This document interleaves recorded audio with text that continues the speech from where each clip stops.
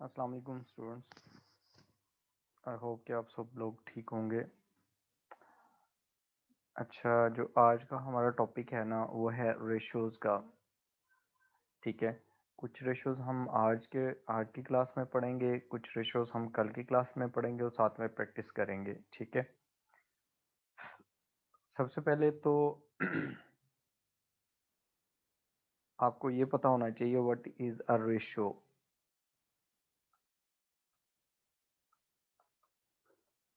Mathematics में आपने पढ़ा होगा रेशो क्या है।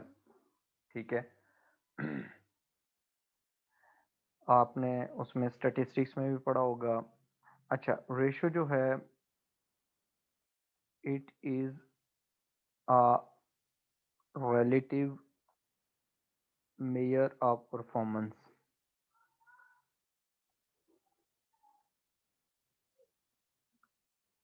relative measure of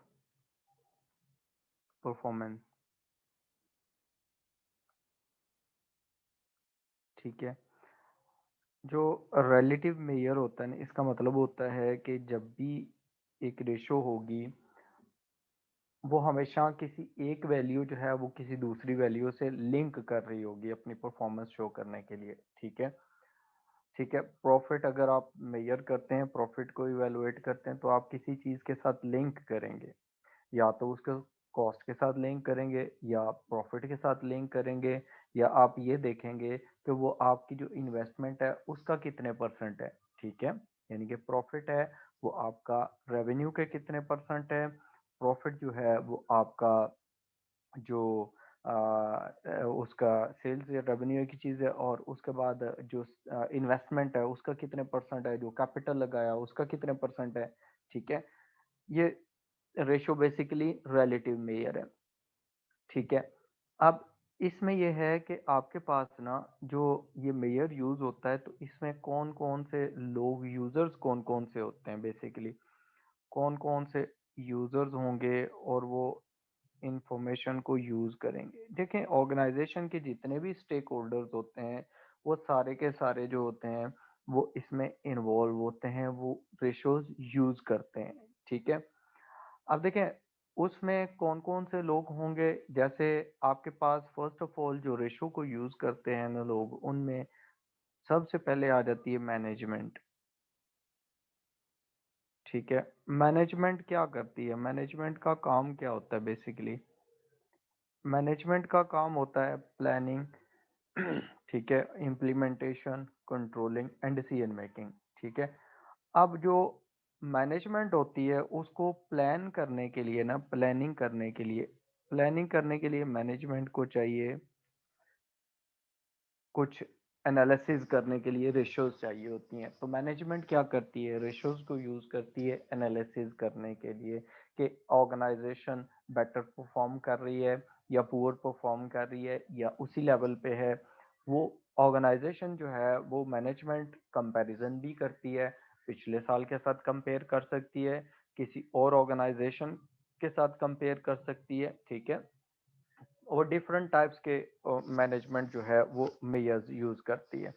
अच्छा, उसके बाद जो मैनेजमेंट है, प्लानिंग के बाद मैनेजमेंट जो है वो यूज करती है, मैनेजमेंट के बाद आपके जो ऑर्गेनाइजेशन के जो एम्प्लॉयज होते हैं वो रेशोज डिफरेंट यूज करते हैं। वो देखते हैं कि ऑर्गेनाइजेशन कैसा परफॉर्म कर रही है, फ्यूचर में ऑर्गेनाइजेशन के प्रोस्पेक्ट्स कैसे हैं, क्या ऑर्गेनाइजेशन एम्प्लॉयज़ को सस्टेन करेगी या नहीं करेगी, क्या फ्यूचर में कोई इंक्रीमेंट्स लगने के चांसेस हैं, ग्रोथ के चांसेस हैं या नहीं है। ठीक है, एम्प्लॉयज़ इस चीज़ में इंटरेस्टेड होते हैं। जैसे कि आप देखें कि फैक्ट्री के एम्प्लॉयज़ जो होंगे वो तो डेफिनेटली ये देखेंगे कि अगर ऑर्गेनाइजेशन के फ्यूचर के प्रोस्पेक्ट्स ब्राइट हैं, कि फ्यूचर में ऑर्गेनाइजेशन के पास बिजनेस होगा, तो इसका मतलब है कि उनको अनएम्प्लॉयमेंट नहीं होगी, वो सिक्योर हैं, उनको जॉब मिली रहेगी, वो काम करते रहेंगे। ठीक है, उसके बाद देखें एम्प्लॉयज होते हैं, एम्प्लॉयज के बाद सप्लायर्स होते हैं। जो सप्लायर्स होते हैं उनका क्या काम होता है, जैसे कि रॉ मटेरियल जो सप्लाई कर रहे हैं तो वो तो ये देखेंगे कि क्या ऑर्गेनाइजेशन के पास एबिलिटी है पेमेंट्स करने की कि नहीं है। ठीक है, हम अगर ऑर्गेनाइजेशन को क्रेडिट पे माल सप्लाई कर देते हैं, गुड्स सप्लाई करते हैं, मटेरियल सप्लाई करते हैं, इवन समटाइम्स लेबर भी होती है, तो क्या ऑर्गेनाइजेशन के पास ये एबिलिटी है कि वो हमें पे कर देगी? ठीक है, जब हमारे ड्यूज जो हैं वो ड्यू हो जाएंगे, हमारी जितनी बिल्स हैं, ठीक है, बिल पे कर लेगी या नहीं करेगी?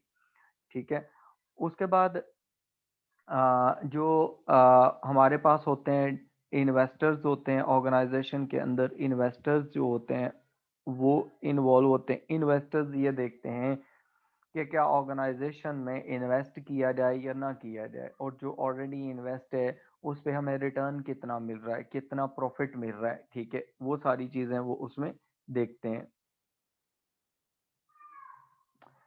अब आज मैं आपको ना लास्ट क्वेश्चन करवा देता हूँ, अभी मैंने ये टॉपिक स्टार्ट कर लिया है, फिर आपको ना एंड पे करवा दूंगा वो क्वेश्चन, ठीक है? अच्छा, उसके बाद जो इन्वेस्टर्स हैं वो देखते हैं डिविडेंड कितना है, उनकी मार्केट के हिसाब से उनको डिविडेंड कितना मिल रहा है, ठीक है, क्या ग्रोथ कुछ नज़र आ रही है ऑर्गेनाइजेशन में या नहीं आ रही, ये चीज़ें वो देखते हैं, ठीक है। उसके बाद ऑर्गेनाइजेशन के जो डेट सप्लायर्स होते हैं, डेट सप्लायर्स में आप देखें कि आपके जो बैंक्स होते हैं या लोन प्रोवाइडर्स होते हैं, ठीक है, अब वो जो लोन प्रोवाइडर्स वगैरह हैं ये क्या करेंगे, ये जब आपकी ऑर्गेनाइजेशन को लोन चाहिए होगा तो क्या वो लोन पे करेंगे, वो कैसे भी लोन पे करेंगे? वो सबसे पहले तो ऑर्गेनाइजेशन की एबिलिटी देखेंगे कि क्या ऑर्गेनाइजेशन की एबिलिटी इतनी है कि अगर हम इसको लॉन्ग टर्म में इन्वेस्टमेंट दे दें, हम इसको लोन दे दें तो ये हमें वापस कर दे या नहीं है, ठीक है, वो इस चीज को श्योर करते हैं। तो वो कहाँ से श्योर करते हैं, इंश्योर करते हैं, वो रेशियोज चेक करते हैं, ठीक है। इसके बाद आपके पास ना जो गवर्नमेंट होती, गवर्नमेंट भी डिफरेंट रेशियोज देखती है। गवर्नमेंट रेशियोज क्या क्यों देखती है, देखें, गवर्नमेंट देखती है कि जो ऑर्गेनाइजेशन है वो कितने परसेंट प्रॉफिट अर्न कर रही है, ऑर्गेनाइज उसको जरूरत क्या है ऑर्गेनाइजेशन के प्रॉफिट्स को चेक करने की।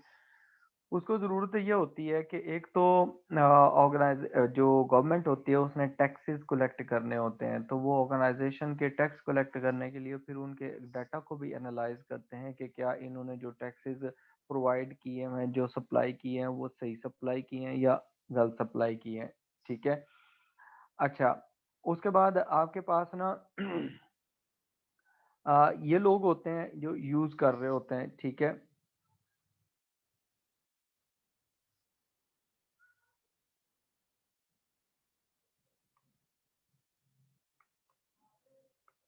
अच्छा, उसके बाद ना, अच्छा, रेशो जब हम यूज करते हैं तो हमारे पास इसमें यूजेस क्या होते हैं, मतलब कहाँ कहाँ यूज होते हैं? एक तो यूजर्स हैं, उसके बाद हमारे पास ना यूजेस क्या हैं रेशोज के, ठीक है, वो हम देखते हैं। यूजेस ऑफ रेशोज, क्या हम रेशोज को कैसे कैसे यूज करते हैं? रेशोज को जब हम यूज करते हैं ना, तो रेशोज को हम यूज करते हैं एक तो कंपैरिजन पर्पस के लिए, परफॉर्मेंस एनालिसिस के लिए, to find or to know about performance of the organization,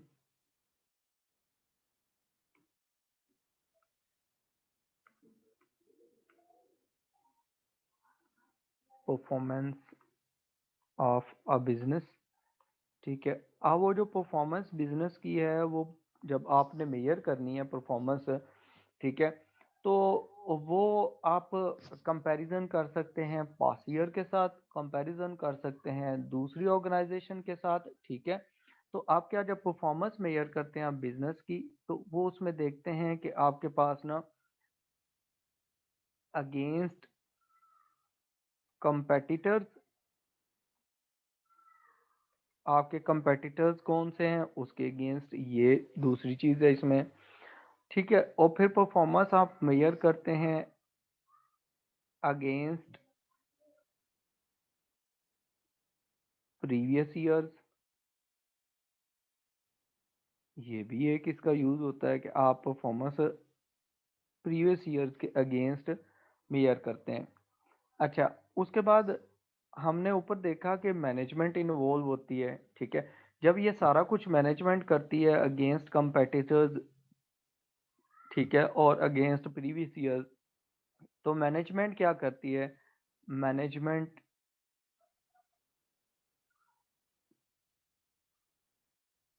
take decisions, ठीक है। मैनेजमेंट क्या करती है? डिसीजंस लेती है, प्लान करती है, अपने प्लान चेंज करने और चेंज करती है, जो भी उसके लिए रिक्वायरमेंट होती है, जो भी। ये क्या होती है? ऑर्गेनाइजेशन के फोर्थ। उसके बाद जब वो डिसीजन लेती है तो वो फिर ये भी मैनेजमेंट देख लेती है कि आपके पास कौन कौन से प्रॉब्लमेटिक एरियाज हैं, ठीक है।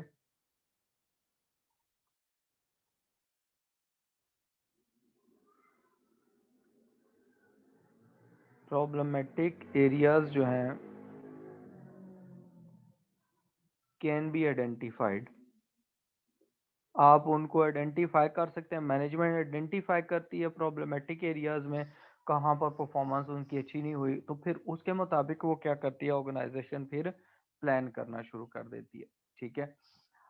अच्छा, उसके बाद ना आपके पास ना जो डिफरेंट आइटम्स होते हैं फाइनेंशियल स्टेटमेंट्स के, उनके दरमियान आप रिलेशनशिप डेवलप करते हैं।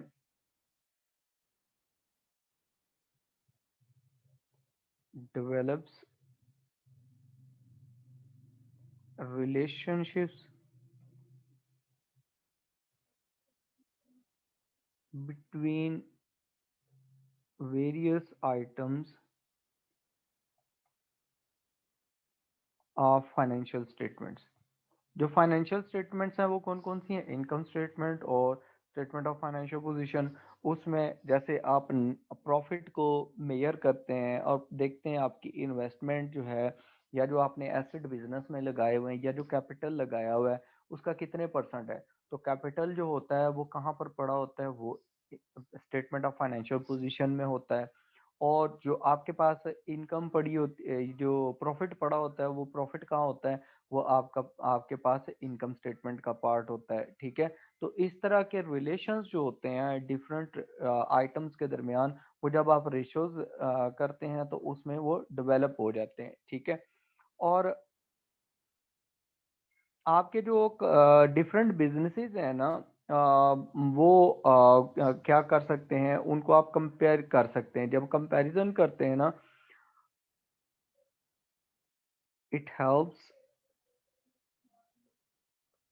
To compare businesses with different size, different sizes। अच्छा, इसका क्या मतलब है कि आपके पास देखें, एक ऑर्गेनाइजेशन है, हो सकता है उसमें 1 मिलियन की इन्वेस्टमेंट और दूसरी हो 1 बिलियन की।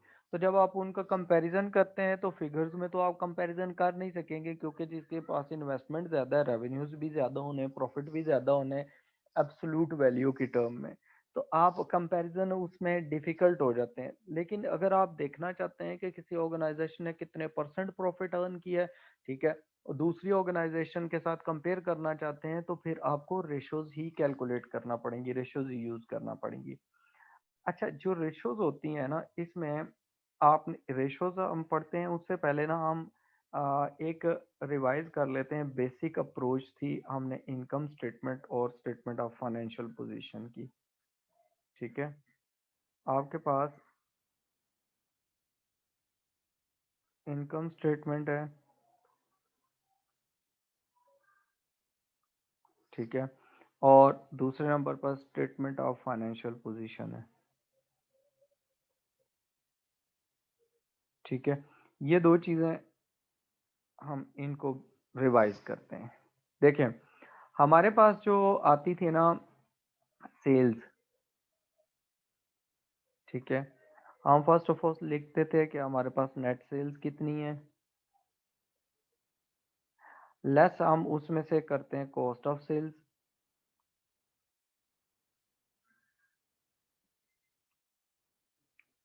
Cost of sales. जब हम कॉस्ट ऑफ सेल्स माइनस करते हैं we get the answer gross profit और ग्रॉस लॉस। ठीक है, फॉर एग्जाम्पल हमारे पास $100,000 की सेल्स रेवेन्यू है। ठीक है, और हमारे पास जो कॉस्ट ऑफ सेल्स है वो है फॉर एग्जांपल 60,000 की, तो 40,000 के हमारे पास आ गया ग्रॉस प्रॉफिट। ठीक है, अब इसमें हम नॉर्मली ऐड करते हैं अदर इनकम्स और उसमें से डिडक्ट करते हैं हम एक्सपेंसेस, ऑपरेटिंग एक्सपेंसेस। तो रेशोज जब करते हैं तो नॉर्मली अदर एक्सपेंसेस जो है वो उसमें आते नहीं है, अदर इनकम सॉरी, तो आपके ऑपरेटिंग एक्सपेंसेस आ जाते हैं। ऑपरेटिंग एक्सपेंसेस जो है वो आप माइनस करते हैं।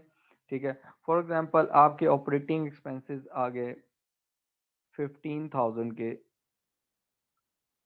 तो आपके पास जो प्रॉफिट बचा, ऑपरेटिंग प्रॉफिट, वो आपके पास बच गया 25,000 का। ठीक है, अब ये जो आपके पास जो प्रॉफिट बचा है 25,000 का, इसको हम profit before interest and tax भी कहते हैं।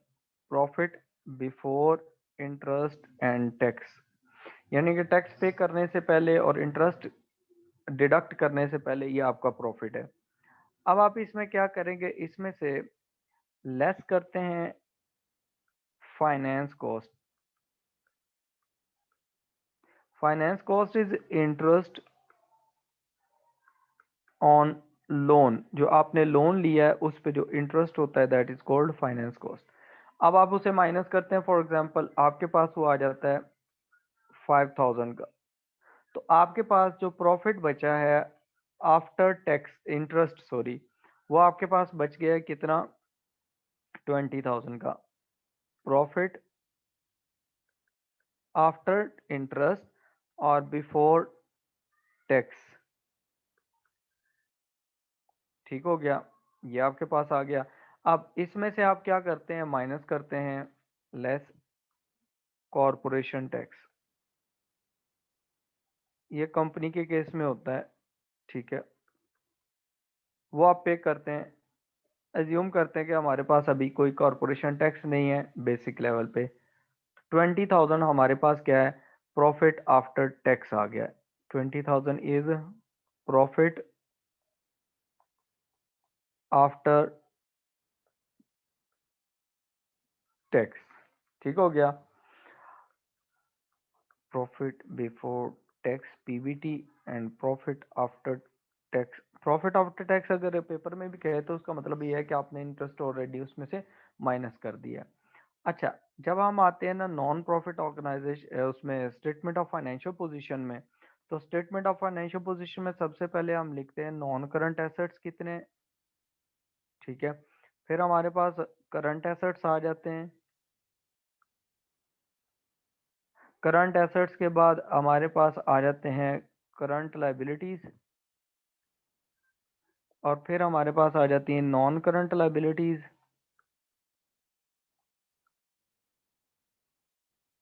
और उसके बाद आ जाते हैं हमारे पास नेट एसेट्स।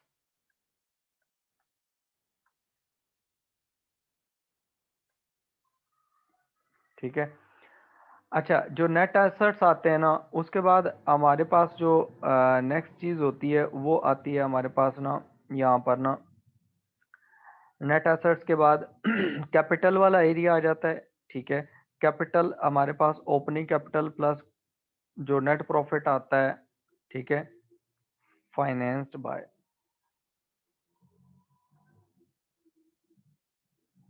ठीक है, उसमें हम कैपिटल कंसीडर करते हैं opening capital plus net profit और सारी चीजें। ठीक है, opening capital plus net profit less drawings is equal to closing capital.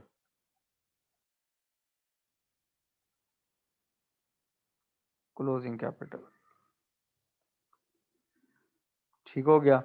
अच्छा, अब इसमें देखें फॉर एग्जांपल हम एज्यूम करते हैं कि हमारे पास जो नॉन करंट एसेट्स हैं ना, वो हमारे पास हैं $600,000 के।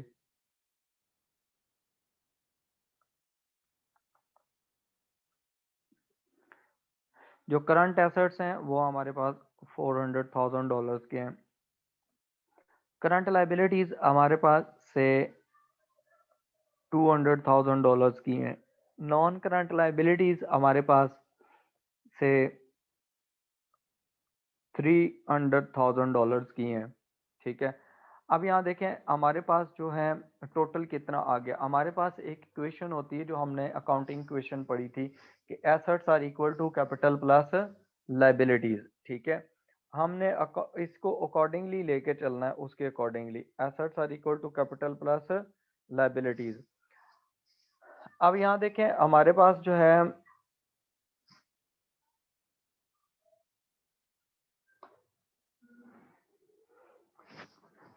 हमारे पास जो एसेट्स हैं वो कितने हैं।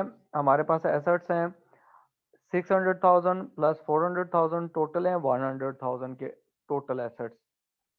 ठीक है, total assets are equal to 1 million. ठीक है, अब उसके बाद हमारे पास जो नेक्स्ट है, हमारे पास टोटल एसेट्स प्लस हमारे पास कैपिटल। ठीक है, मैं इसको रिसाइज कर रहा हूँ, ये तो मैंने जस्ट आपकी अंडरस्टैंडिंग के लिए लिखा था। ठीक है, non current liabilities plus capital.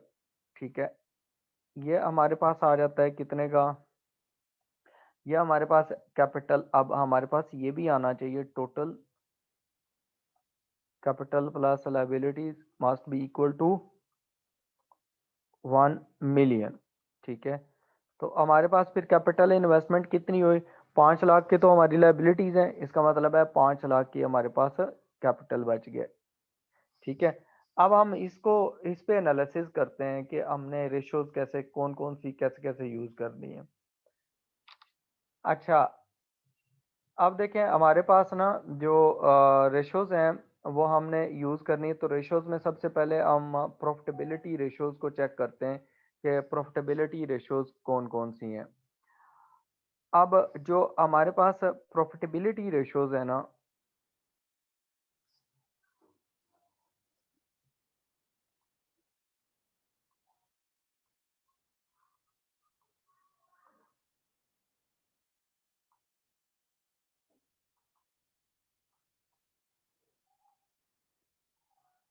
ठीक है, प्रॉफिटेबिलिटी रेशियोज जो है, प्रॉफिटेबिलिटी रेशियोज में हमारे पास रेशो आती है। सबसे पहले तो आपने जो रेशो निकालनी है ना वो आती है जीपी रेशियोज, जीपी मार्जिन।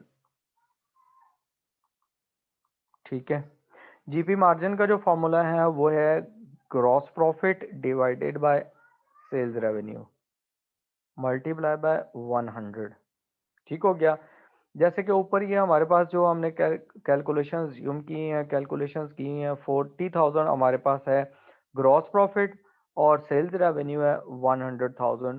तो हमारे पास रेशो क्या निकल आएगी, 40,000 divided by 100,000 multiply by 100, this would be equal to 40%। ये रेशो क्या शो कर रही है, ये रेशो ये शो कर रही है कि आपके पास ना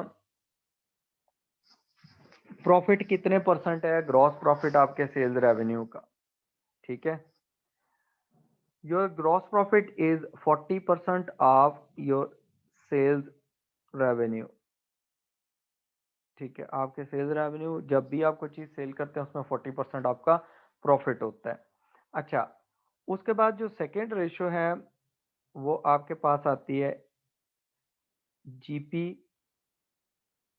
मार्कअप की। ठीक है, इसके लिए जो फॉर्मूला है वो क्या है, gross profit divided by cost of sales. Gross profit अगर कॉस्ट ऑफ सेल्स की परसेंटेज हो तो उसको हम मार्कअप कहते हैं। ये दोनों में डिफरेंस याद रखिएगा, मार्कअप और मार्जिन में। मार्जिन का मतलब है कि आपने डिवाइड किया हुआ है सेल्स रेवेन्यू से, यानी कि प्रॉफिट जो है वो आपका परसेंटेज ऑफ सेल्स रेवेन्यू है, और मार्कअप का मतलब है कि आपका gross profit is the percentage of cost of sales. जैसे कि हमारे पास यहाँ पर जो ऊपर डाटा हमने एज्यूम किया था उसमें हमारे पास ग्रॉस प्रॉफिट तो 40,000 है लेकिन कॉस्ट ऑफ सेल्स कितना है 60,000। तो हम अगर इसको कैलकुलेट करते हैं 40,000 डिवाइडेड बाय 60,000 मल्टीप्लाई बाय 100। ठीक है, तो ये कितने परसेंट आएगा? कैलकुलेशन करें, कैलकुलेशन करें, ये कितने परसेंट आता है?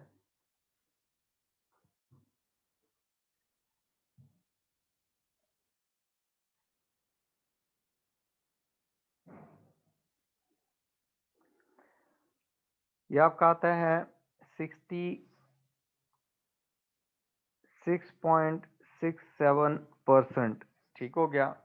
आपका जो ग्रॉस प्रॉफिट है वो आपकी जितनी भी कॉस्ट ऑफ सेल्स हैं उसका 67% है ऑलमोस्ट। ठीक है, अब आपके पास जो नेक्स्ट है वो ये है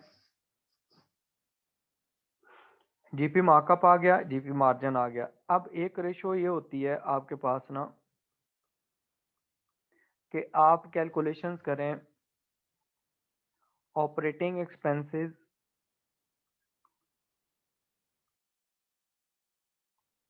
टू सेल्स रेशो। ठीक है, ये क्या रेशो है? Operating expenses to means divide करना आपने किसके साथ? सेल के साथ। तो operating expenses divided by sales revenue multiply by 100। अब जो हमने क्वेश्चन में डाटा ज्यूम किया है उसमें देखें कि हमारे पास ऑपरेटिंग एक्सपेंसेस कितने हैं? 15,000 है। ठीक है, ऑपरेटिंग एक्सपेंसेस कितने? 15,000। 15,000 divided by sales revenue. Sales revenue कितना है हमारे पास? सेल्स रेवेन्यू है $100,000 का। मल्टीप्लाई बाय हम इसे 100 करेंगे तो हमारे पास कैलकुलेशन निकल आएगी, जो रेशो आएगी दैट इज 15%। 15% का मतलब है कि आपके ऑपरेटिंग एक्सपेंसेस हैं they are 15% of sales revenue. जो भी आपका रेवेन्यू होता है उसमें 15% आपके एडमिनिस्ट्रेशन, मार्केटिंग, डिस्ट्रीब्यूशन, सेलिंग, ये सारे खर्चे होते हैं।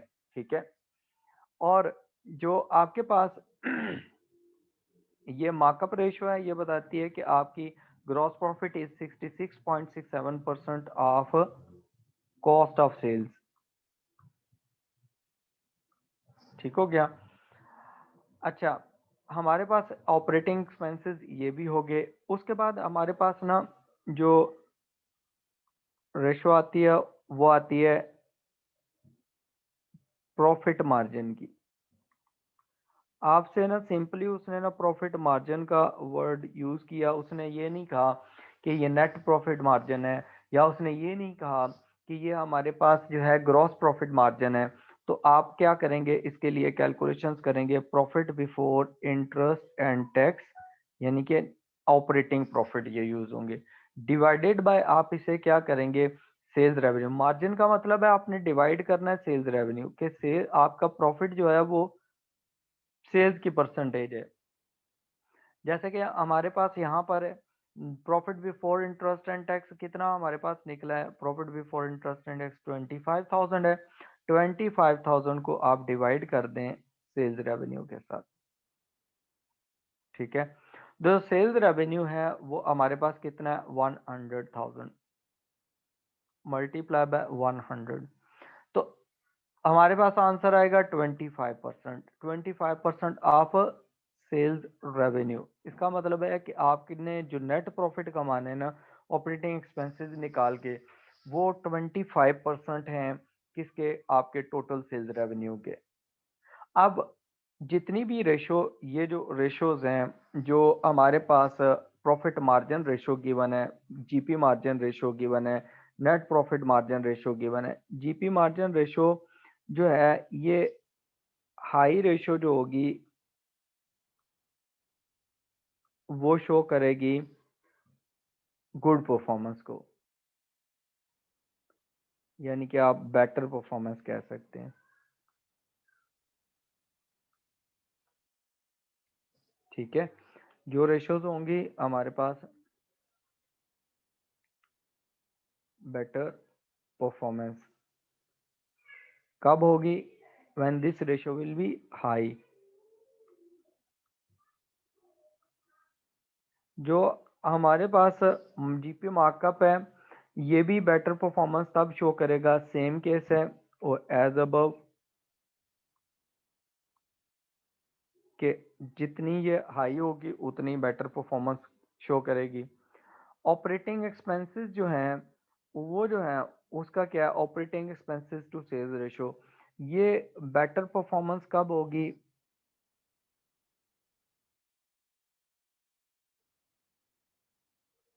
ये तब होगी जब ये लोअर रेशो होगी,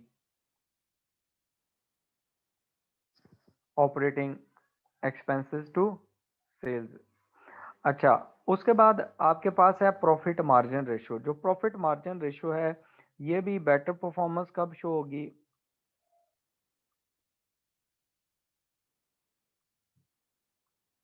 जब हाई रेशो होगी। आप जितना ज्यादा प्रॉफिट कमाएंगे उतनी परफॉर्मेंस बेटर होगी। ठीक हो गया। अब एक रेशो इसमें आती है,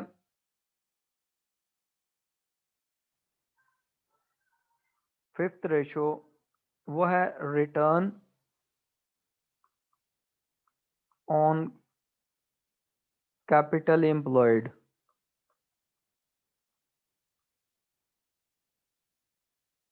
ठीक है, ROCE, return on capital employed. जो रिटर्न ऑन कैपिटल एम्प्लॉयड है, रिटर्न का मतलब होता है आपके पास ना प्रॉफिट। ठीक है, profit before interest and tax. On means कि आपने डिवाइड करना है किस पे, कैपिटल एम्प्लॉयड पे। कैपिटल एम्प्लॉयड क्या चीज़ है, कैपिटल एम्प्लॉयड कैसे कैलकुलेट किया जाता है। कैपिटल एम्प्लॉयड जब आप कैलकुलेट करते हैं तो उसके लिए आपके पास जो फॉर्मूला यूज होता है वो ये होता है कि आपके पास शेयर होल्डर्स फंड, यानी कि कैपिटल आपका कितना है, प्लस लॉन्ग टर्म लायबिलिटीज।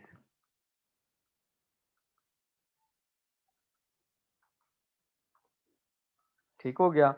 ये जो शेयर होल्डर फंड है इसका मतलब है कैपिटल। अगर एक बिजनेस है वो कंपनी का बिजनेस नहीं है, वो नॉर्मल सोल ट्रेडर का बिजनेस है, तो वो कैपिटल का वर्ड यूज होता है उसके लिए।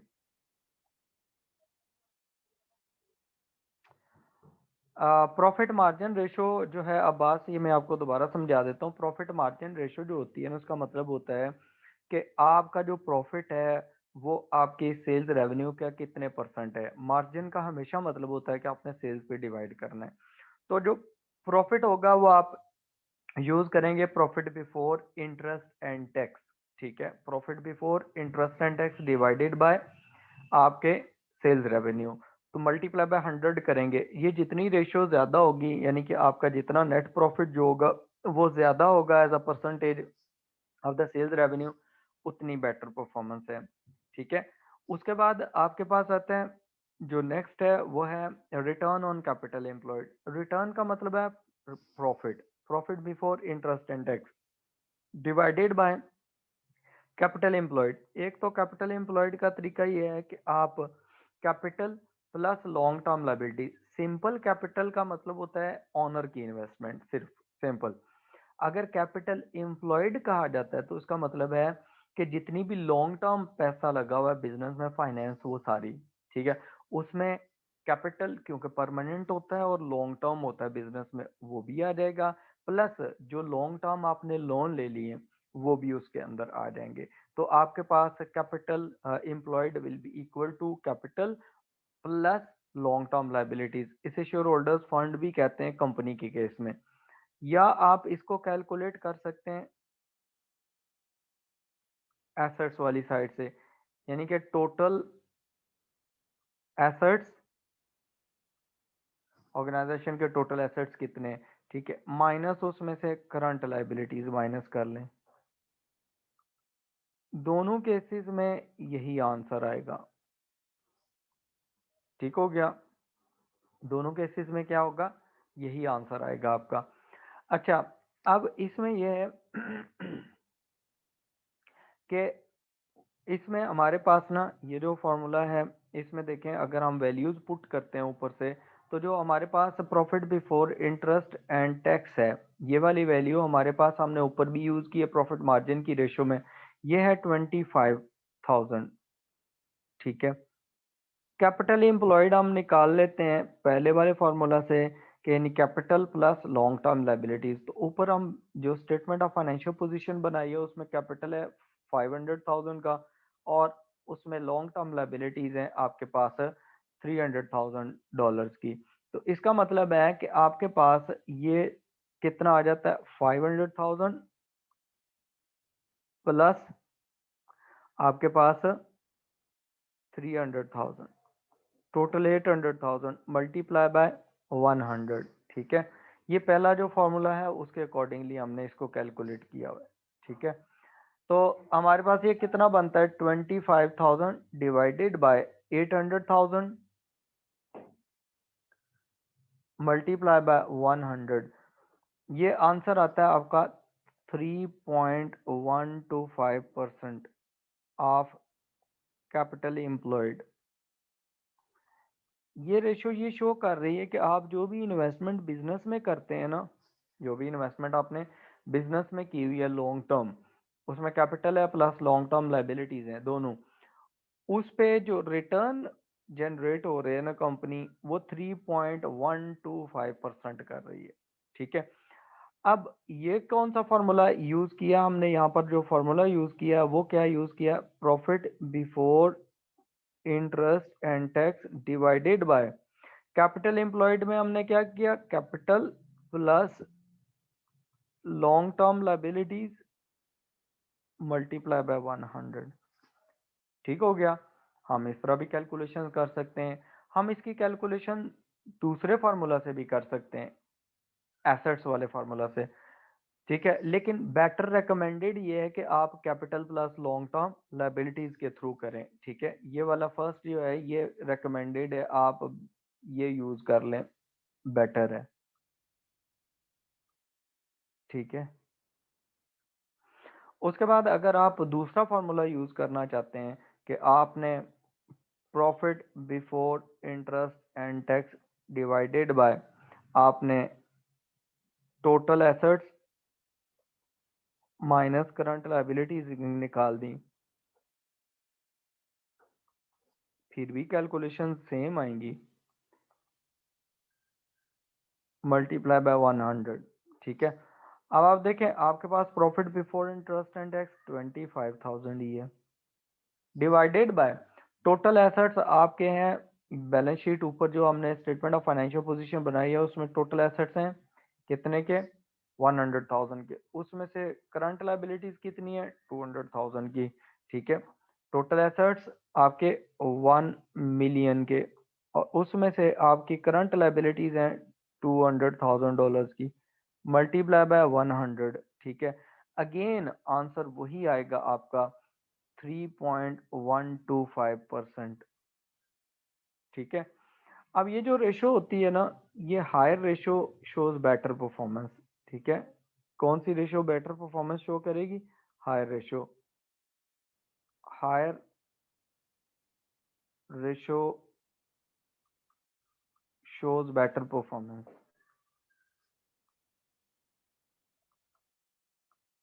अब देखें जब आप कंपैरिजन करेंगे ना, तो आपने पुरानी ऑर्गेनाइजेशन के साथ किसी और ऑर्गेनाइजेशन के साथ कंपेयर कर लेना है, किसी पुराने बिजनेस के साथ कर लेना है, या लास्ट ईयर के साथ कर लेना है। कंपैरिजन आप कर सकते हैं अपनी परफॉर्मेंस को चेक करने के लिए कि क्या आप उस ऑर्गेनाइजेशन से या प्रीवियस ईयर से बेटर परफॉर्म कर रहे हैं या वर्स परफॉर्म कर रहे हैं। ठीक है, अब ये वाली रेशोज तो हैं सिंपल, सीधी सीधी रेशोज हैं कैलकुलेशंस में, लेकिन ना इन रेशोज को कैलकुलेशंस जो हैं वो रिवर्स भी की जाती हैं। ठीक है, तो उसमें आपने फिर कैसे करना है, इन दैट केस आंसर आपके पास जब आएंगे रिवर्स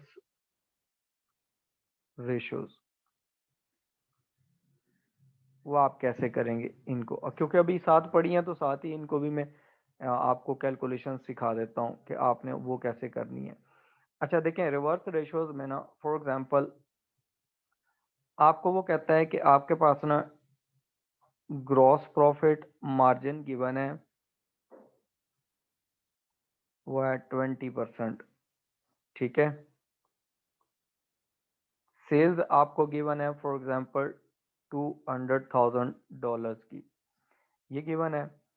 और आपको ये कहा जाता है कि you are required to find out gross GP. ठीक है, एक तो ये जीपी फाइंड आउट करें इन टर्म्स ऑफ डॉलर्स, और दूसरे नंबर पर ना you are required to find cost of sales. आपने ना cost of sales find out करनी है, ये आपकी दो रिक्वायरमेंट्स हैं। ठीक है, अब आप इसे सॉल्व करेंगे तो कैसे कैलकुलेशन करेंगे, करें कैलकुलेशन, जरा निकालें क्या क्या आंसर आता है आपको, फिर वेरीफाई कर लीजिएगा। आंसर चेक करें आप अपने निकाल के।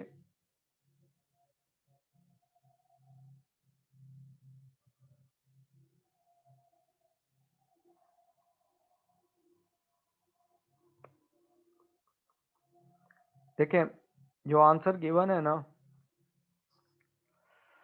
कैलकुलेशन कर लें पहले अपनी, मुझे अपने वो ग्रॉस प्रॉफिट आपका कितना आ रहा है वो सेंड करें, और आप लोगों के पास जो कॉस्ट ऑफ सेल्स है वो कितनी आ रही है वो कैलकुलेट करें ज़रा।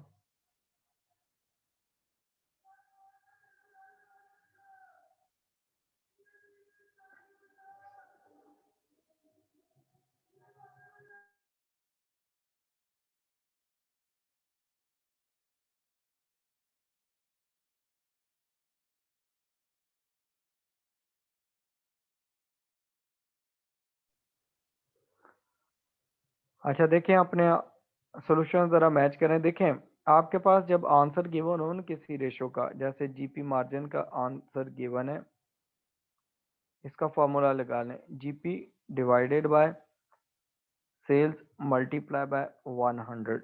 ठीक हो गया। आपके पास ग्रॉस प्रॉफिट कितना है 20, ये यहाँ लिख लें। जीपी आपने फाइंड आउट करना है, मिसिंग फिगर है। ठीक है, और सेल्स रेवेन्यू आपके पास गिवन है क्वेश्चन में, दैट इज $200,000 मल्टीप्लाई बाय 100। अब इस इक्वेशन में हम ग्रॉस प्रॉफिट के लिए इसको सॉल्व करते हैं, तो हमारे पास 200,000 जो यहाँ पर डिवाइड हो रहा है राइट हैंड साइड पे इक्वेशन में, लेफ्ट हैंड साइड पे जाके मल्टीप्लाई हो जाएगा, और 100 जो हमारे पास राइट हैंड साइड पे मल्टीप्लाई हो रहा है लेफ्ट हैंड साइड पे डिवाइड हो जाएगा। तो 220 मल्टीप्लाई बाय 200,000 डिवाइडेड बाय 100। ठीक है, तो हमारे पास ग्रॉस प्रॉफिट निकल आएगा। कितना निकलता है?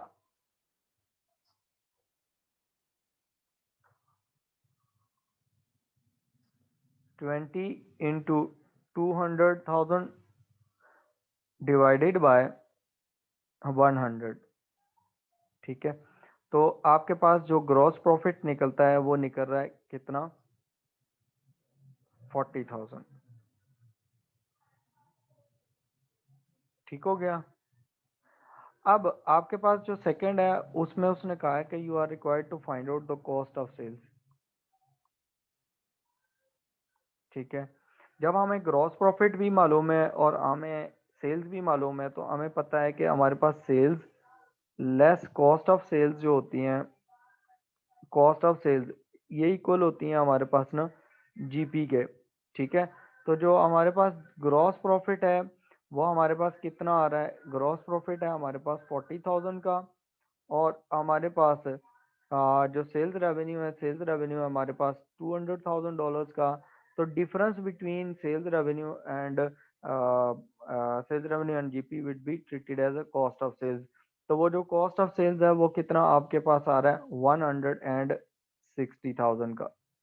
ये हमारा मिसिंग फिगर था, ये हमारे पास कैलकुलेशंस होगी। ठीक है, क्लियर है यहाँ तक?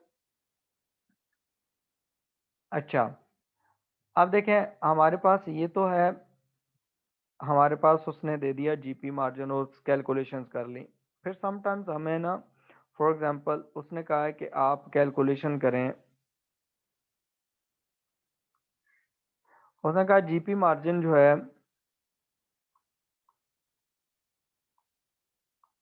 ये आपके पास है से 40%। ठीक है। उसके बाद उसने कहा है कि आपके पास जो कॉस्ट ऑफ सेल्स हैं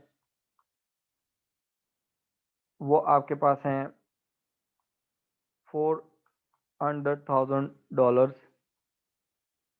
ठीक हो गया। अब आपको वो कहता है कि you are required to find number one GP in terms of dollars, वो कितना है। उसके बाद वो आपको ये कहता है एग्जामिनर कि you are required to find out the sales revenue, sales revenue कितना है। ठीक हो गया। ये दो चीजें आपने फाइंड आउट करनी है। तो अब आप क्या करेंगे, आपके पास जब आप इसे सॉल्व करेंगे, आपके पास कौन सा आंसर गिवन है इसमें।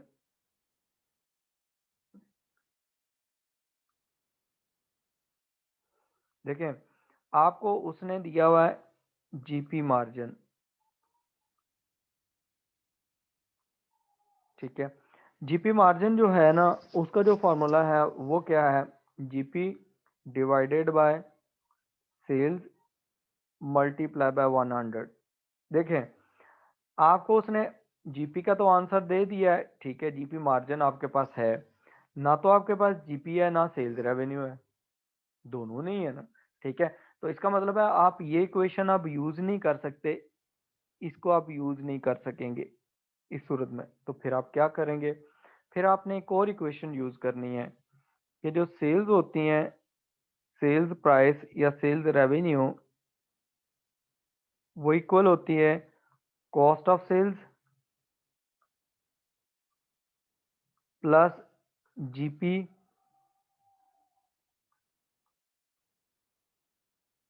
मार्जिन। जब मार्जिन दिया हो तो आपने जीपी मार्जिन लिखना है यहाँ पर। ठीक है। तो आपके पास ना जो क्वेश्चन है ना, उसमें देखें जो डाटा गिवन है उसमें उसने आपको कहा है कि आपके पास ना जीपी मार्जिन जो है वो है आपका 40%, 40% ऑफ सेल्स रेवेन्यू। ठीक है। और जबकि आपके पास उसने जो यहाँ पर वैल्यू दी हुई है ना, ये वाली सेल्स रेवेन्यू की, वो मिसिंग फिगर है, वो आपने फाइंड आउट करना है। तो इसका मतलब है कि ये सेल्स रेवेन्यू तो एक्स वैल्यू हो गया, एक्स का मतलब है कि हमने ये मिसिंग फिगर फाइंड आउट करना है। कॉस्ट ऑफ सेल्स जो है वो $400,000 की गिवन है, वो आप पुट कर लें। अब आप इसको ना सॉल्व करेंगे तो इक्वेशन होगी X is equal to $400,000 plus 40% को हम डेसिमल में लिखें तो 0.40 लिख सकते हैं ऑफ एक्स वैल्यू। ठीक है। अब हम इसको एक्स वैल्यू के लिए सॉल्व करते हैं तो ये हमारे पास 0.4 जो है इक्वेशन की लेफ्ट हैंड साइड पे आ जाएगा। तो जब ये लेफ्ट हैंड साइड पे आएगा, राइट हैंड साइड पे ये ऐड हो रहा है, लेफ्ट हैंड साइड पे माइनस हो जाएगा। तो x minus 0.40 X is equal to $400,000। ठीक है। अब देखें जो कॉफिशिएंट है ना हमारा, पहला एक्स है ना, उसका जो कॉफिशिएंट है वो हमारे पास नहीं गिवन। तो जो वेरिएबल गिवन होता है उसको कॉफिशिएंट गिवन ना हो तो वो हमेशा वन होता है, वो हमेशा क्या होता है, वन होता है। तो आप इस वन में से ये पॉइंट 0.40 ये माइनस कर देंगे तो आपके पास जो आंसर आएगा वो 0.60 एक्स आ जाएगा, इज इक्वल टू $400,000। अब हम x के लिए फाइंड आउट करते हैं, x की वैल्यू फाइंड आउट करते हैं। तो ये हमारे पास जो 0.6 है, 0.60, ये हमारे पास लेफ्ट हैंड साइड पे इक्वेशन में आके हमारे पास मल्टीप्लाई हो रहा है और राइट हैंड साइड पे आके डिवाइड हो जाएगा 0.60। तो हमारे पास आंसर आ जाएगा x वैल्यू का। तो क्या आंसर आता है, कैलकुलेट करें, 400,000 डिवाइडेड बाय 0.6, तो ये आपके पास आ जाएगा 666,667। ये आपके पास सेल्स रेवेन्यू आ गया। ठीक हो गया। ये आपके पास सेल्स रेवेन्यू आ गया। अब आपने, आपके पास कॉस्ट ऑफ सेल्स भी है, सेल्स भी है। Sales less cost of sales is equal to GP. तो आपके पास सेल्स हैं 666,667 minus sale cost of sales is $400,000। तो आपके पास कितनी आ जाएगी, ये आंसर कितना आ जाएगा आपके पास, $266,667। ये आपके पास ग्रॉस प्रॉफिट आ गया। Is that clear?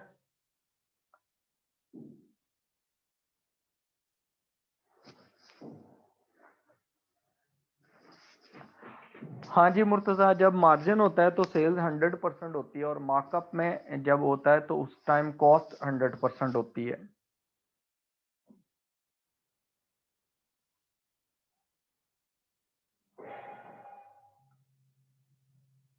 ठीक है, उसके बाद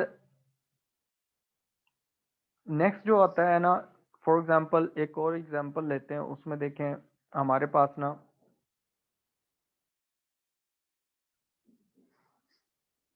आपको गिवन है, for example GP markup given है, दैट इज 25%। ठीक है, और आपको सेल्स गिवन है इन टर्म्स ऑफ डॉलर्स $500,000 की। ठीक हो गया। आपको कहा जाता है कि आप फाइंड आउट करें, number one GP in terms of revenue. Second number पे you are required to find out cost of sales.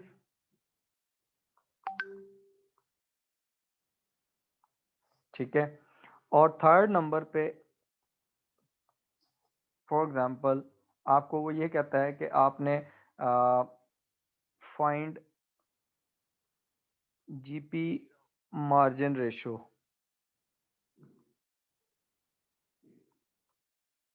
GP margin ratio भी फाइंड आउट करें। ये तीन रिक्वायरमेंट्स हैं। देखें आपको जो आंसर दिया हुआ है मार्कअप का गिवन है। ठीक है, किस चीज़ का गिवन है, markup.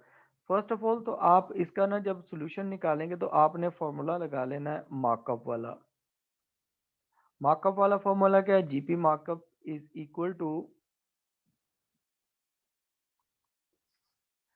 GP divided by cost of sales multiply bye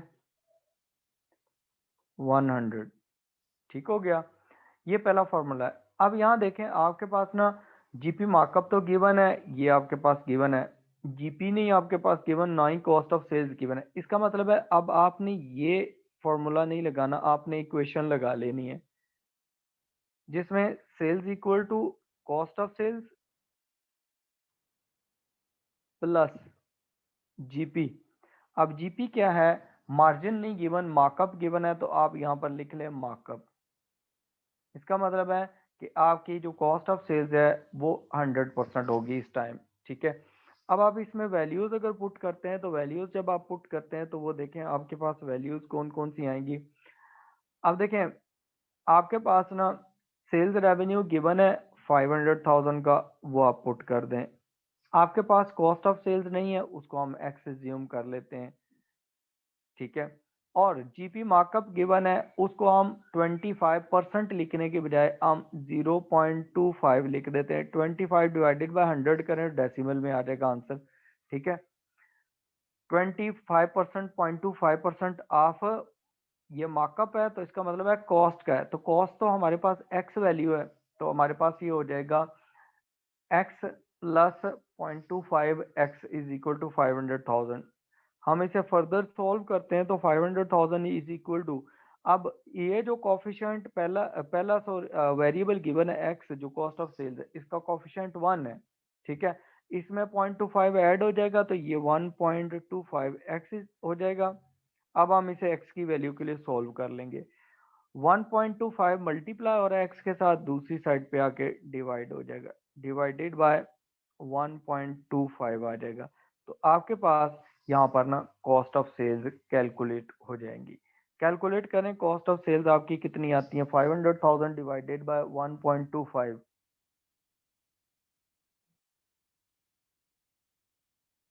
ठीक है, ये हमारे पास बनती है $400,000। ठीक हो गया। ये आपके पास क्या आ गई, कॉस्ट ऑफ सेल्स आ गई है। कॉस्ट ऑफ सेल्स आपने फाइंड आउट कर लिया, you can find out the GP no. GP find out करेंगे तो क्या, sales less cost of sales is equal to GP. ठीक है, सेल्स आपकी कितनी है, सेल्स 5 लाख की। उसके बाद जो कॉस्ट ऑफ सेल्स है, कॉस्ट ऑफ सेल्स आपके पास $400,000 की गिवन कैलकुलेट की हमने, तो टोटल हो गया 100,000 का ग्रॉस प्रॉफिट। थर्ड उसने कहा है कि जीपी मार्जिन आपने फाइंड आउट करना है। तो जीपी मार्जिन का फॉर्मूला क्या होता है, GP divided by sales revenue,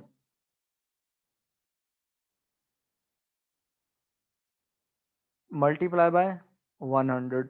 तो जीपी हमारे पास कितना है, 100,000 डिवाइडेड बाय सेल्स रेवेन्यू कितना है हमारे पास, 500,000, मल्टीप्लाई बाय 100 करेंगे तो ये हमारे पास आंसर आ जाएगा।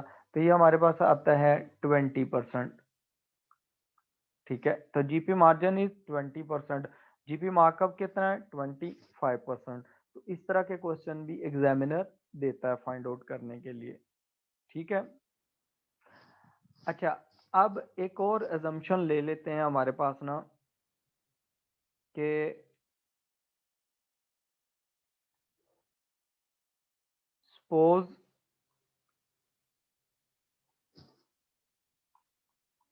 Opening inventory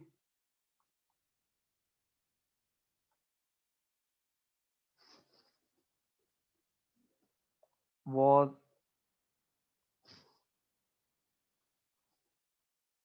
$25,000 and closing inventory was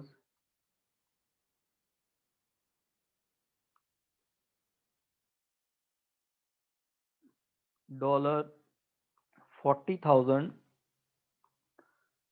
find purchases।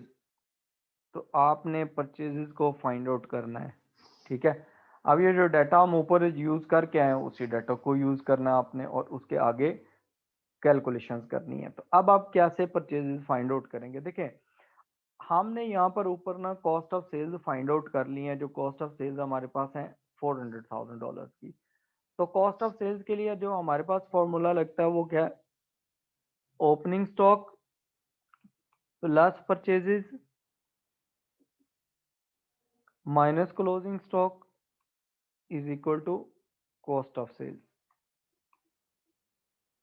ठीक है, अब यहाँ देखें, हमारे पास जो कॉस्ट ऑफ सेल्स है वो हमने फाइंड आउट किया 400,000 की। ओपनिंग स्टॉक क्लोजिंग स्टॉक दोनों हमें गिवन है। ओपनिंग स्टॉक इज 25,000 और क्लोजिंग स्टॉक हमारे पास कितना है, क्लोजिंग स्टॉक इज 40,000। अब हम रिवर्स कैलकुलेशन करेंगे, 400,000 में और क्लोजिंग स्टॉक माइनस हुआ है उसे ऐड बैक करेंगे, और फिर जो आंसर आएगा उसमें से हम ओपनिंग स्टॉक माइनस कर लेंगे क्योंकि वो पॉजिटिव वैल्यू है, ऐड रिवर्स हो जाएंगी। तो हमारे पास कैलकुलेशन जब आएंगी तो आप क्या करेंगे, 400,000 प्लस 40,000, 440,000 माइनस 25,000, तो आपके पास जो आंसर आएगा वो $415,000 का आएगा। These are your purchases. ठीक है, इस तरह रिवर्स करनी है। Is that clear?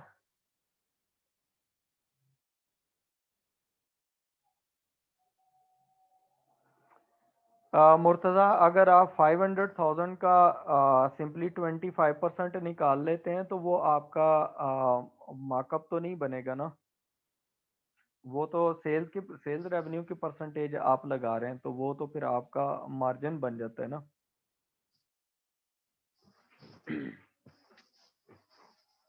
मार्कअप जो होता है वो percentage of cost of sales होता है। कॉस्ट ऑफ सेल्स जो है, आपने यहाँ पर ना क्वेश्चन में जो हमने अज्यूम किया तो उसमें ना कॉस्ट ऑफ सेल्स थी नहीं। जहां हमने क्वेश्चन किया तो वो सेल्स रेवेन्यू 5 लाख था, उसका 25% जो है मार्कअप है। ठीक है, जब हमने कॉस्ट ऑफ सेल्स निकाला है तो उसका सिंपली आप कॉस्ट ऑफ सेल्स 400,000 का यहाँ ये भी कर सकते हैं। ठीक है, अल्टरनेटिवली मैंने तो क्योंकि वो इक्वेशंस ये सीधी पढ़ाई हुई है तो मैंने कहा उन्हीं को यूज कर लें। तो आप यहाँ से भी कैलकुलेशंस कर सकते हैं कि आपके पास जो मार्कअप गिवन है वो कॉस्ट ऑफ सेल्स की परसेंटेज गिवन है 25%। ठीक है, अब आपके पास कॉस्ट ऑफ सेल्स है उसका 25% ले लें। ठीक है, GP you can find out by cost of sales is 400,000, उसका 400,000 का 25% ले लें। ठीक है, तो फिर भी आपका निकल आएगा 100,000, वैल्यू सेम निकलेगी। ठीक है, उसमें कोई मसला नहीं है। या सिंपली अगर आप वो रेशो लगाना चाहते हैं जीपी मार्कअप वाली तो रेशो लगाएं, उसमें वैल्यूज पुट करें और उसे सोल्व कर लें। ठीक है,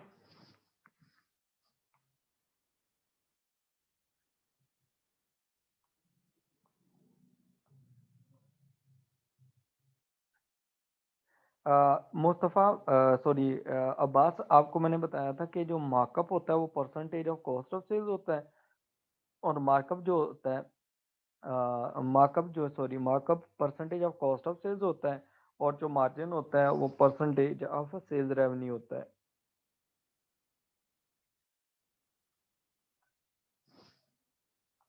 ठीक है, अब यहाँ देखें, यहाँ तक तो हमारे पास नहीं है, प्रॉफिटेबिलिटी रेशियोज थी उनको रिवर्स कैसे करना है वो भी मैंने आपको बता दिया। ठीक है, अच्छा, उसके बाद हमारे पास जो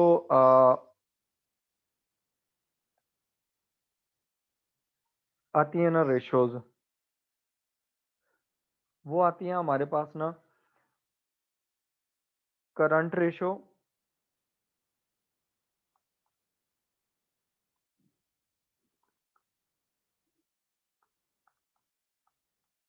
ठीक है, करंट रेशो इसे वर्किंग कैपिटल रेशो भी कहा जाता है। ठीक है, और ये लिक्विडिटी को शो करती हैं, ये होती है हमारे पास लिक्विडिटी रेशियोज।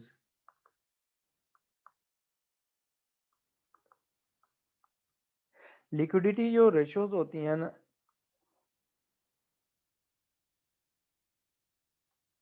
दे शो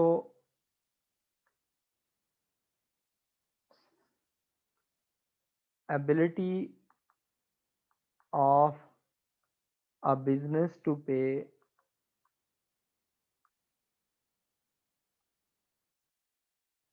short term liabilities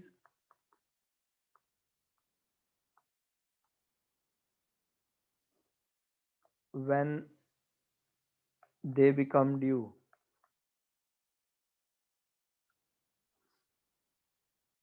आपकी ऑर्गेनाइजेशन के पास, एक बिजनेस के पास क्या एबिलिटी है कि वो अपनी शॉर्ट टर्म लाइबिलिटीज पे कर दे जब वो ड्यू हो जाए। शॉर्ट टर्म लाइबिलिटीज में कौन कौन सी चीज़ें आ सकती हैं, जैसे कि एम्प्लॉयज़ की जो सैलरीज हैं वो ड्यू हो जाएं, तो क्या ऑर्गेनाइजेशन के पास ये एबिलिटी है कि वो एम्प्लॉयज़ की सैलरीज को पे कर ले।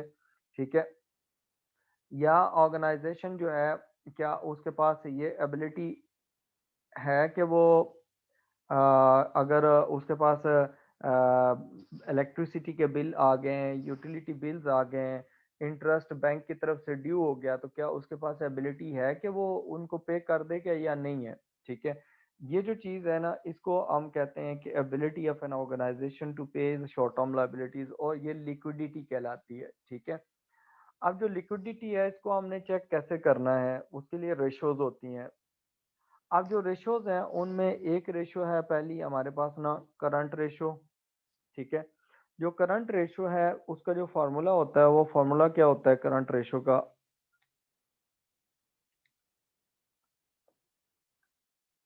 करंट रेशो,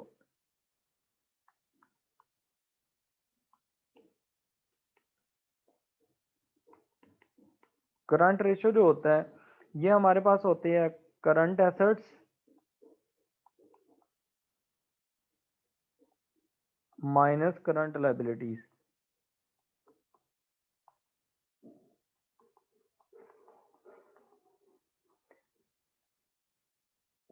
डिवाइडेड बाय, और sorry, current assets divided by current liabilities, ये रेशो होती है हमारे पास करंट रेशो।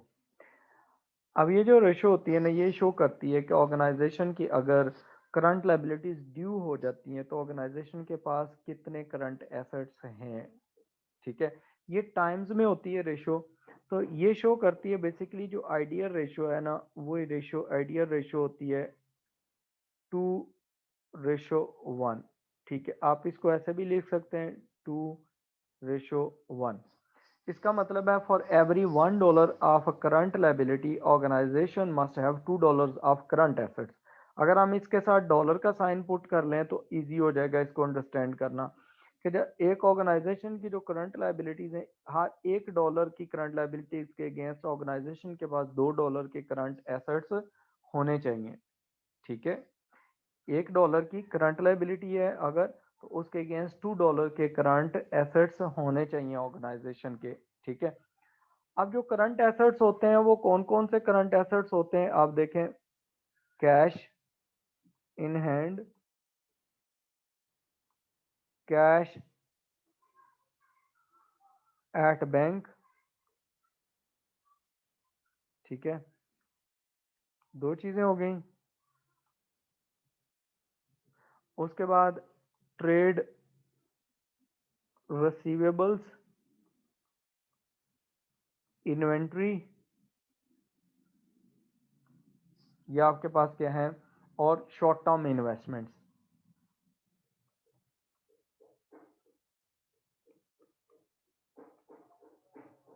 ऑर्गेनाइजेशन की जो शॉर्ट टर्म इन्वेस्टमेंट है किसी बिजनेस में ऑर्गेनाइजेशन ने की हुई है, तो वो आपके पास क्या है, करंट एसेट्स कहलाते हैं। ठीक है, ये आपके पास आ गए सारे के सारे करंट एसेट्स। और जो करंट लायबिलिटीज हैं वो कौन कौन सी होती हैं। करंट लायबिलिटीज, जो करंट लायबिलिटीज हैं उनमें बैंक ओवरड्राफ्ट आ जाता है, शॉर्ट टर्म कोई डेट लिया हुआ है आपने, या शॉर्ट टर्म लोन जो with in a year payable है। ठीक है, या इसमें आपके ट्रेड पेएबल्स आ जाते हैं।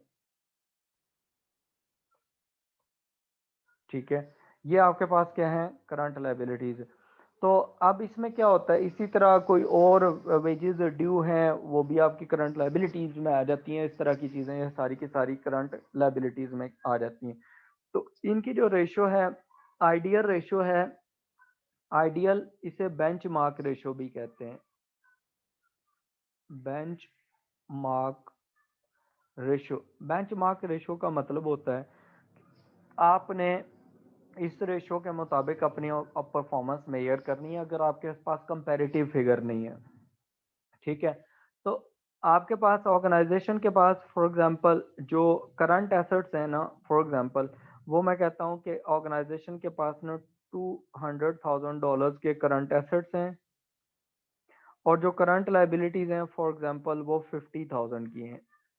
तो जब आप ये रेशो कैलकुलेट करेंगे तो ये रेशो क्या बनेगी, 4:1। ठीक है, अब आप इसको ऐसे भी तो ऐसे भी लिख सकते हैं 4:1। ठीक है, दोनों में से किसी सूरत में भी लिख लें। अब इसका मतलब ये है कि for every $1 of current liability organization is having $4 of current assets. ठीक है, और जब भी पे करेंगे ऑर्गेनाइजेशन के, ये अगर लाइबिलिटीज ड्यू हो जाती हैं तो सारी लाइबिलिटीज भी ऑर्गेनाइजेशन की पे करने के बाद ना $4 में से $3, $1 पे कर दें तो बाकी $3 ऑर्गेनाइजेशन के पास पड़े रहेंगे। इसका मतलब है लिक्विडिटी पोजीशन स्ट्रॉन्ग है ऑर्गेनाइजेशन की। ठीक है, इसी तरह ऑर्गेनाइजेशन फॉर एग्जांपल ये तो हमारे पास ए थी, ऑर्गेनाइजेशन बी है, वो क्या करती है, उसके लिए उनके पास जो करंट एसेट्स हैं वो $200,000 के हैं, और करंट लायबिलिटीज उनके पास $100,000 की हैं। तो उनकी रेशो बनेगी 2:1, और यू कैन राइट डाउन 2:1। ठीक है, इसका मतलब है for every $1 of the current liability organization B is having $2 in the current assets. ठीक है, अच्छा, ये रेशो जो होती है ना, ये रेशो मैनिपुलेट की जा सकती है। दिस रेशो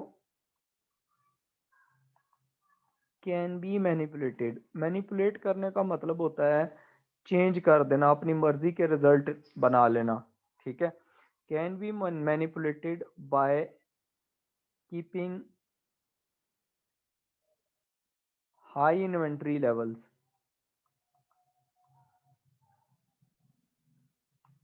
ठीक है, इन्वेंट्री लेवल हाई रख के ना, ठीक है, वो उसको क्या किया जाता है, इसको मैनिपुलेट किया जाता है, अपनी मर्जी के रिजल्ट मैनेजर बनाते हैं। तो इस मैनिपुलेशन से बचने के लिए ऑर्गेनाइजेशंस क्या करती हैं, फिर एक और रेशो यूज होती है, that is called quick ratio.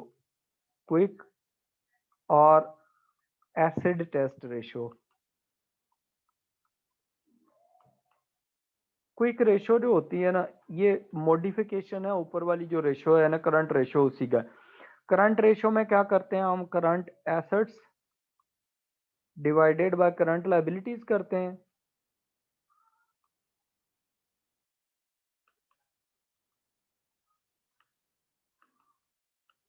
ठीक है, तो अगर हम इसमें से ना, हम ये करते हैं कि करंट एसेट्स में से हम इन्वेंट्री अगर माइनस कर लेते हैं ना, इन्वेंट्री आप माइनस करके बाकी देखें एसेट्स कितने, तो फिर हम ये रेशो, इस रेशो को कहते हैं क्विक रेशो। अब ये जो क्विक रेशो होती है ना, अब जो आइडियल रेशो है वो ये है, आइडियल या बेंचमार्क रेशो है, वी हैव 1:1। इसका मतलब है for every $1 of a current liabilities organization must have current quick assets of $1। ठीक है, अब यहाँ पर 1:1, ठीक हो गया।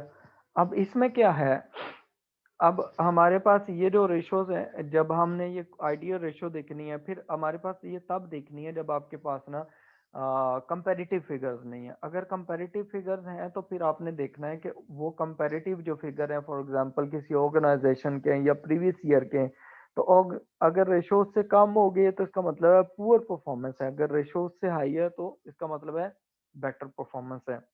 अब यहाँ देखें, फॉर एग्जांपल हमारे पास जो ऊपर जो रेशोज गिवन है उसमें देखें तो हमारे पास ना जो ऑर्गेनाइजेशन ए थी उसके पास ना बिजनेस ए $200,000 के करंट एसेट्स थे, और उसमें से इन्वेंट्री जो उसने रखी हुई थी, वो इन्वेंट्री रखी हुई है फॉर एग्जांपल $120,000 की।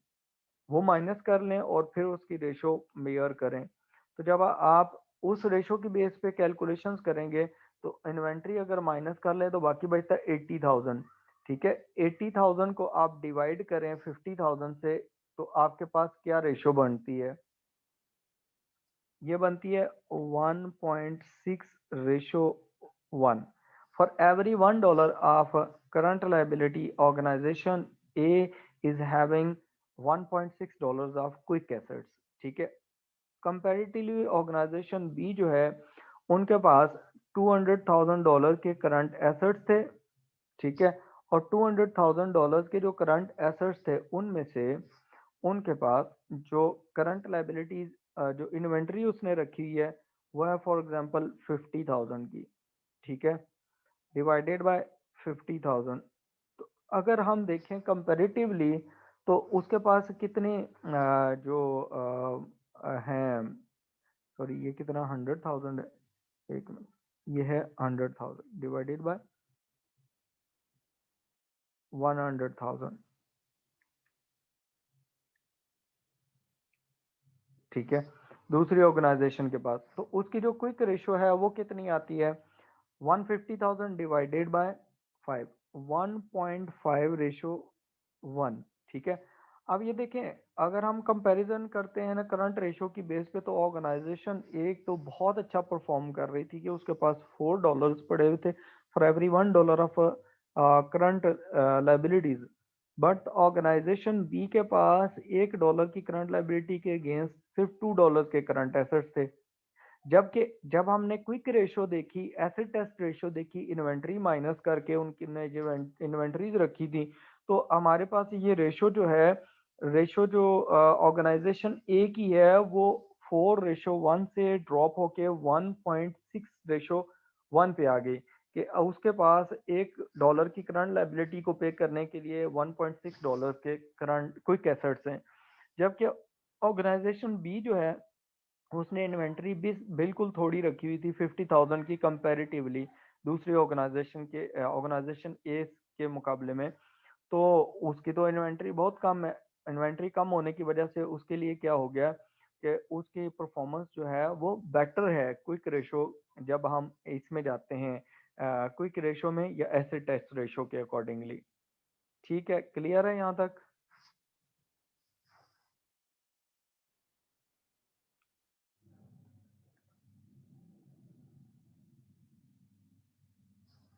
अच्छा, उसके बाद ना हमारे पास ना कुछ टर्नओवर रेशियोज भी होती हैं कि जिससे हम टर्नओवर फाइंड आउट करते हैं।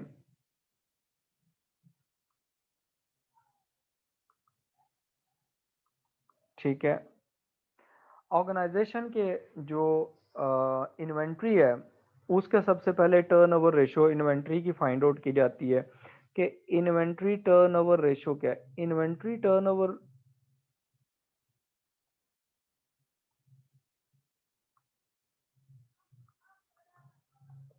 बेसिकली इन्वेंट्री टर्नओवर ये बताती है आपको रेशियो कि आपने जो इन्वेंट्री है कितनी टाइम्स कैश में कन्वर्ट की है। ठीक है, आपने इन्वेंट्री को कितने टाइम्स कैश में कन्वर्ट किया है। इन्वेंट्री का जो तल्लक होता है ना वो कॉस्ट ऑफ सेल्स से होता है। ठीक है, इन्वेंट्री का किससे रिलेशन होता है? कॉस्ट ऑफ सेल्स से। जब हम फॉर्मूला लिखते हैं तो हम रिलेशनशिप, हमने पढ़ा था कि रिलेशनशिप जो होता है उसको हम माइंड में रखते हैं, डिफरेंट प्रोडक्ट्स के दरमियान रिलेशनशिप बनता है, तो उस रिलेशनशिप को हमने माइंड में रख के ही आगे कैलकुलेशंस करनी होती हैं। तो आप देखें जब हम रेशोज की तरफ जाते हैं तो हमारे पास जो रेशो होती है ना इससे रिलेटेड, ट्रेड रिसीवेबल से रिलेटेड, उसके लिए हम क्या कर, सॉरी ट्रेड रिसीवेबल कह रहा हूँ, इन्वेंट्री, तो हम उसको फाइंड आउट करते हैं ना, तो हम कैसे करते हैं कि हमारे पास जो कॉस्ट ऑफ सेल्स है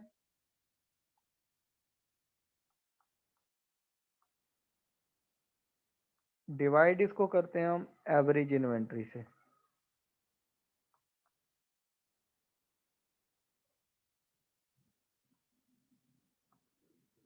ठीक है, एवरेज इन्वेंट्री अब हम कैसे फाइंड आउट करते हैं, देखें एवरेज इन्वेंट्री, एवरेज इन्वेंट्री को फाइंड आउट करने के लिए हमारे पास ओपनिंग स्टॉक पड़ा होता है प्लस क्लोजिंग स्टॉक पड़ा होगा, क्वेश्चन में भी गिवन होगा, डिवाइडेड बाय 2 कर देंगे। ठीक है, लेकिन अगर आपके पास if only closing stock is given then it is considered as average value, as average inventory या एवरेज वैल्यू। ठीक है, आपके पास क्लोजिंग स्टॉक खाली गिवन है तो उसको नहीं आपने कर लेना opening stock 0 plus closing stock given है डिवाइडेड बाय 2, फिर क्लोजिंग स्टॉक को ही आप एज एन एवरेज कंसीडर करेंगे। ठीक है, अब ये वाली जो रेशो है ना ये बेसिकली आएगी टाइम्स में। ठीक है, ये रेशो किस में आएगी? टाइम्स में। ये रेशो बताएगी कि how many times inventory, how many times inventory is sold, or you can say converted into cash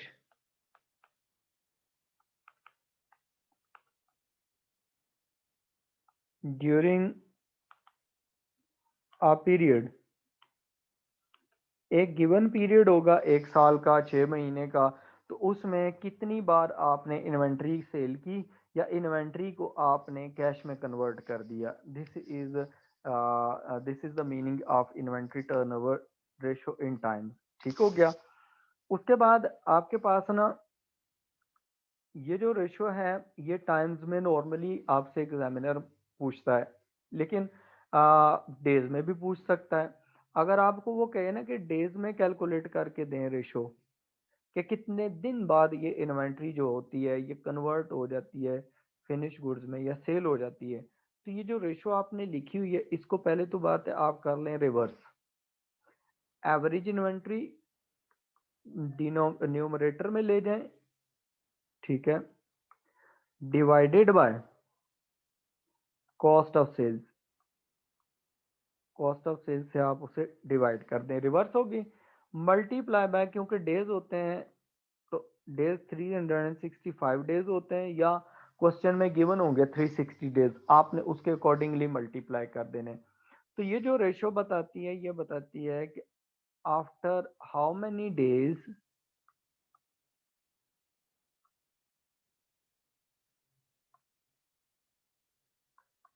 inventory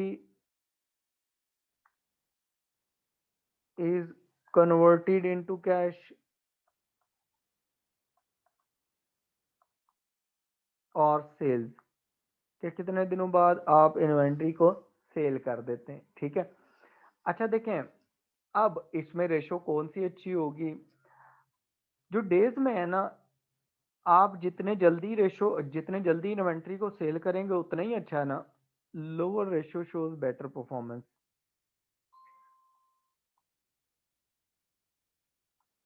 better performance, जबकि आपके पास जो टाइम्स में है ये क्या करेगी, कौन सी रेशो हायर शो करेगी, ठीक है, higher ratio shows better performance. जितने टाइम्स ज्यादा होंगे, ठीक है, जितनी बार जितनी दफा आप ज्यादा सेल करेंगे उतना ही बेटर है, ठीक है। Higher ratio shows better performance,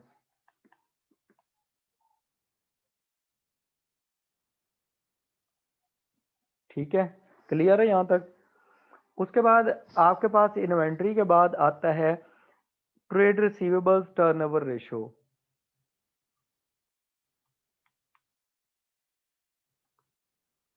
trade receivables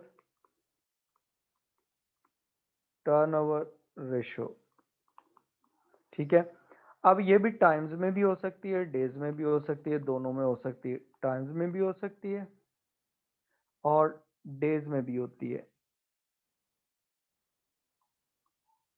ठीक हो गया। टाइम्स में कैलकुलेशन कर दी है तो आपके पास कैसे कैलकुलेशन होगी, जो ट्रेड रिसीवेबल्स है ना, बेसिकली इनका तल्लक होता है, trade receivables they are related to credit sales. इनका तल्लक होता है किसके साथ, क्रेडिट सेल्स के साथ। तो जब आप फॉर्मूला लिखेंगे तो फॉर्मूला में आपने क्या करना है, फॉर्मूला में आपने इसको सेल्स क्रेडिट सेल्स के हिसाब से देखना है, ठीक है, कि आपके पास क्रेडिट सेल्स कितनी थी divided by average trade receivables, ठीक है। ये जो टाइम्स में रेशो होती है ना, ये शो करती है, it shows how many times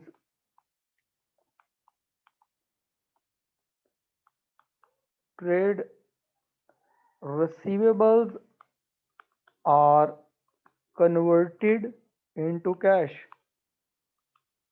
कि आपने कितनी दफा ट्रेड रिसीवेबल से कैश रिसीव की ड्यूरिंग अ गिवन पीरियड,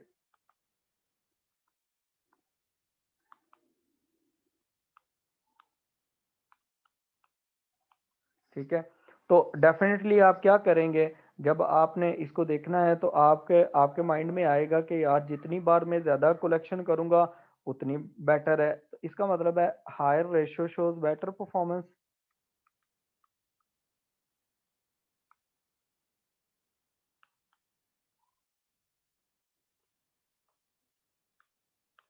ठीक हो गया। उसके बाद आपके पास ना जो इसमें एवरेज है, कि एवरेज हमने इन्वेंट्री कैसे, एवरेज ट्रेड रिसीवेबल्स कैसे निकालने, एवरेज ट्रेड रिसीवेबल्स कैसे निकालने हैं, तो वो उसका भी फॉर्मूला एवरेज इन्वेंट्री वाला है। ओपनिंग बैलेंस ट्रेड रिसीवेबल्स का plus closing balance divided by 2। लेकिन अगर आपके पास उसने दिया हुआ है कि आपके पास ना कि जो आपके पास क्लोजिंग बैलेंस ही खाली गिवन है तो उसको एवरेज करने की ज़रूरत नहीं है। और अगर आपको डेज में कैलकुलेशन करना पड़ जाए तो ये जो रेशो गिवन है इसको रिवर्स कर लें। आपने टाइम्स वाली रेशोज को एवरेज ट्रेड रिसीवेबल्स जो है ये आप डिनोमिनेटर से उठा के न्यूमरेटर में ले जाएं और डिवाइडेड बाय क्रेडिट सेल्स कर दें, मल्टीप्लाई बाय 365 डेज, उससे मल्टीप्लाई कर दें। अब ये जो रेशो शो करेगी ये क्या शो करेगी, ये शो करेगी कि it shows after how many days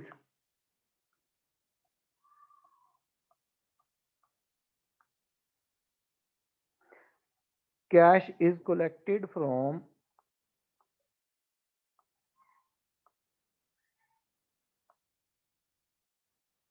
trade receivables, कितने दिनों बाद आप कैश रिसीव कर देते हैं ट्रेड रिसीवेबल से। तो जब आप कलेक्शन की तरफ जाते हैं तो डेज में जो जितने कम दिनों में आप उसको कलेक्ट कर लेंगे उतना ही बेटर है। तो इसका मतलब है लोअर रेशियो जो है वो बेटर परफॉर्मेंस शो करेगी, शोज बेटर परफॉर्मेंस, कि आप जितना जल्दी उसको कैश रिसीव कर लेंगे उतना ही बेटर है। ठीक है, फिर बैड डेट्स होने के चांसेस भी कम हो जाते हैं। ठीक है, फिर हमारे पास जो है इसमें ट्रेड पेबल्स की रेशो है, trade pebbles turnover ratio. Trade payables turnover ratio जो होती है ना ये टाइम्स में भी होती है और डेज में भी होती है, जैसे कि ऊपर है कि आपने ट्रेड पेबल्स को पेमेंट करनी है तो कितनी बार करें की है ये शो करती है, या कितने दिनों बाद आपने पेमेंट की है। जब आप ट्रेड पेबल्स के बारे में देखते हैं, ट्रेड पेबल्स आपके, तो उसमें यह है कि ट्रेड पेबल्स जो होते हैं ना बेसिकली इनका रिलेशन किसके साथ होता है, ट्रेड पेबल्स का relation, trade payables basically they are related to credit sales. ठीक है, ये किससे तल्लुक रखती हैं, और sorry credit purchases, they are related to credit purchases.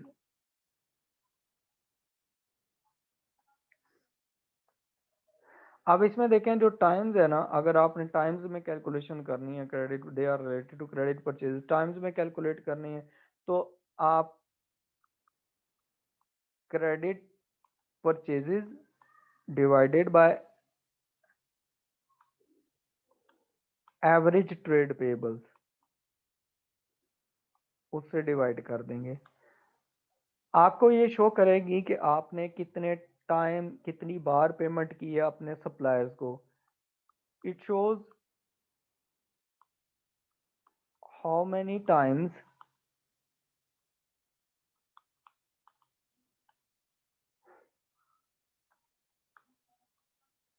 Payment was made to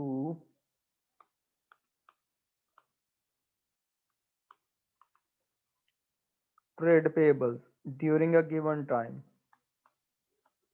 ठीक है, अच्छा, जब पेमेंट की बारी आती है तो आप कोशिश करते हैं कि जितनी बार कम पैसे दें उतने ही बेटर है। तो इस सूरत में लोअर रेशो आपकी बेटर परफॉर्मेंस शो करेगी, shows better performance.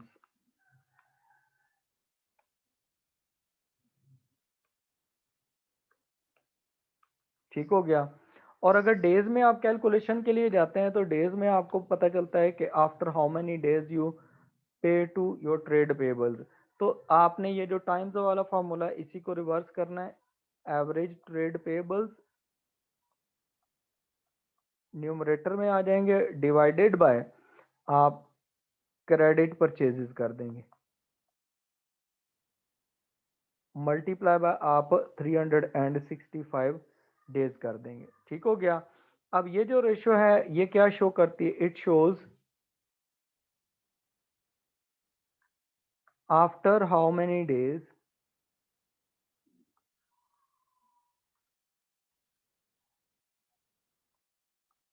creditors are trade payables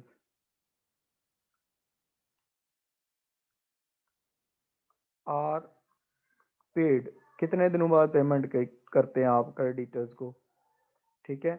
अब उसमें ये है कि जो जब आप पेमेंट करते हैं ना, तो जितनी आप ज़्यादा दिन बाद करेंगे, जितनी लेट करेंगे, उतने आप कैश रिटेन करेंगे तो वो बेटर परफॉर्मेंस शो करेगी, ठीक है। तो ये क्या होगी, higher ratio shows better performance. लेकिन उसमें ध्यान रखना है इतनी हायर भी ना हो कि आप बाद में आपको कोई सप्लाई ही ना करे मटेरियल, ठीक है। उतनी हाई रखनी है जितनी कि आगे मैनेज भी हो जाए, अगले पेमेंट भी आपको सप्लाई भी करते रहें सप्लायर पेमेंट, ठीक है। अब आपके ये रेशोज हैं, ये आपने रिवाइज करनी है। कल की क्लास में इंशाल्लाह हम फिर इनकी प्रैक्टिस करेंगे और बाकी रेशोज हम फिर आगे फर्दर पढ़ेंगे, ठीक है। कल तक की क्लास के लिए अल्लाह हाफिज। ये फिर आप ज़रा कर लें इसको रिवाइज, सारी रेशोज को, फिर हम इसको करते हैं। ओके, अल्लाह हाफिज।